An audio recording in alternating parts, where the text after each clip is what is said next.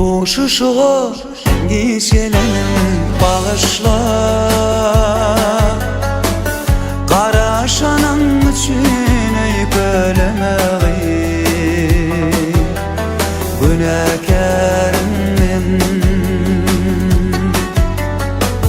Qara saçlarımı edip yağışta, Qanlayın muqamlara bu dilenmeği, Sebepkarım men. Gökteki dileğin, arştaki ayın, Gel kucağıma mehrim bilen şayayın,